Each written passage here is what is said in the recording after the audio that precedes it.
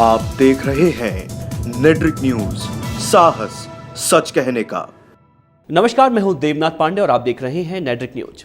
अगर मैं आपसे कहूं लूटपाट करो, फिरौती मांगो, तस्करी करो, वसूली करो, जालसाजी करो, किसी को धोखा दो, पत्नी से दहेज मांगो या फिर सबसे संगीन गुनाह किसी की हत्या करो, तो आप क्या सोचेंगे? मैं जानता हूं इस वक्त आपके मन में दो बातें चल रही होंगी। पहला, या तो मैं सिरफिरा हूं या फिर हम ऐसा क्यों करें। मैं आपकी दूसरी सोच से पूरी तरह से इत्तेफाक रखता हूं। मैं जानता हूं आप मेरे जरिए बताए गए इन कामों को क्यों नहीं करना चाहेंगे, क्योंकि आपको ये समझ है कि मेरे बताए गए ये सारे काम गैर कानूनी हैं और पकड़े जाने पर सजा भी हो सकती है। ये जो डर आपके जहनो दिल पर छाया हुआ है उसे कानून कहते हैं। अगर ये डर हमारे दिलों से हट जाए तो यकीन मानिए हर शहर में जंगल राज होगा। ना महिलाएं सुरक्षित रहेंगी और ना ही बच्चे। चोरी, डकैती, लूटपाट सब कुछ खुलेआम होने लगेगा। मैं मानता हूं कुछ लोगों को कानून का जरा भी खौफ नहीं रहता, मगर कानून उनको दंड देता है जिसके बाद समाज उन्हें एक अपराधी के रूप में पहचानने लगता है। इस धरती पर अनगिनत अपराध हैं और न जाने कितने अपराधी फल फूल रहे हैं। लिहाजा किस अपराधी को किस कतार में खड़ा किया जाए और किस गुनहगार को कितनी सजा दी जाए, यह सुनिश्चित करने के लिए इंडियन पिनल कोड बनाया गया है। इंडियन पिनल कोड को दो नामों से जाना जाता है, भारतीय दंड संहिता और भारतीय दंड विधान। लेकिन भारतीय दंड संहिता अधिक प्रचलित है। इसको उर्दू में ताजराते हिंद के नाम से भी जाना जाता है, जो आपने हिंदी फिल्मों में कई जजों को बोलते हुए सुना होगा। ये वही प्रक्रिया है जिसके तहत एक अपराधी को दंड देने का प्रावधान है। अपराधियों के अंदर कानूनी डर और आम नागरिकों के जीवन को सुचारू रूप से चलाने के लिए इसका गठन करना बहुत जरूरी था। इंडियन पिनल कोड यानी भारतीय दंड संहिता का इतिहास काफी पुराना है। इस प्रक्रिया को 1860 में लॉर्ड मैकाले की अध्यक्षता में बनाया गया, जो भारत के सुप्रीम काउंसिल में लॉ मेंबर थे और लॉ कमीशन के प्रधान भी थे। भारतीय दंड संहिता की पांडुलिपि इन्होंने ही तैयार की थी। भारत जैसा विशाल देश व्यवस्थित रूप से और बिना किसी बाधा के चल सके, इसीलिए एक रूपरेखा तैयार की गई जिसमें कुल 511 धाराएं और 23 अध्याय शामिल किए गए। आपको बता दें, यह विश्व में सबसे बड़ा दांडिक संग्रह है। आईपीसी में विभिन्न अपराधों को सूचीबद्ध करके उसमें गिरफ्तारी और सजा के प्रावधान को उल्लेख किया गया है। इन धाराओं का इस्तेमाल केवल पुलिस, जज और वकील ही करते हैं और इसके अंतर्गत ही अपराधी के अपराध को तय किया जाता है। 29 राज्य, 22 भाषाएं और लगभग 132 करोड़ की जनसंख्या वाले इस विशाल मुल्क में कानून व्यवस्था बनाए रखना बेहद जरूरी है और इसी वजह से आईपीसी के अंतर्गत अपराधियों को सजा देने की इस रूपरेखा को तैयार किया गया है। इंडियन पिनल कोड यानी भारतीय दंड संहिता के बारे में आप सब लोग न्यूज़पेपर, टीवी, इंटरनेट या किसी के मुंह ज़बानी सुनते आए हैं। हर अपराधी को आईपीसी की धाराओं के अंतर्गत ही सजा दी जाती है।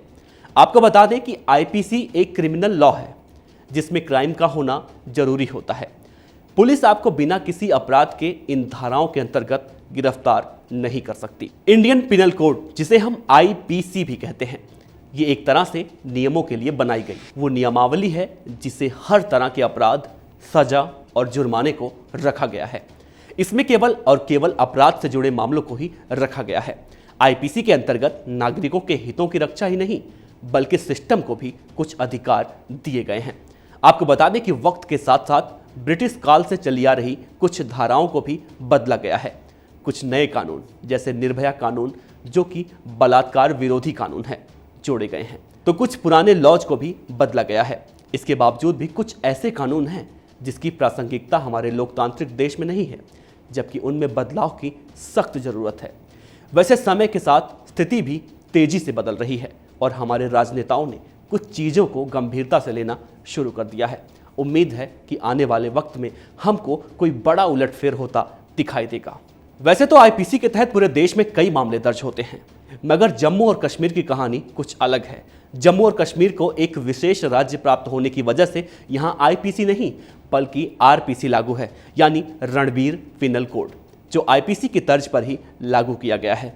वैसे तो आईपीसी के अंतर्गत 511 धाराएं हैं, मगर कुछ धाराएं वो हैं जो हम आए दिन सुनते रहते हैं। तो आइए एक नज़र इस पर भी डालते हैं। वैसे तो आईपीसी में 511 धाराएं हैं और ये सभी धारा 53 के अंतर्गत आती है। इन सभी धाराओं की व्याख्या करना यहाँ मुश्किल है, मगर कुछ चुनिंदा और खास धाराओं को हम जान लेते हैं जो आए दिन अपराधियों के ऊपर लगाई जाती हैं। सबसे पहले बात करते हैं संगीन अपराध यानी कि हत्या की।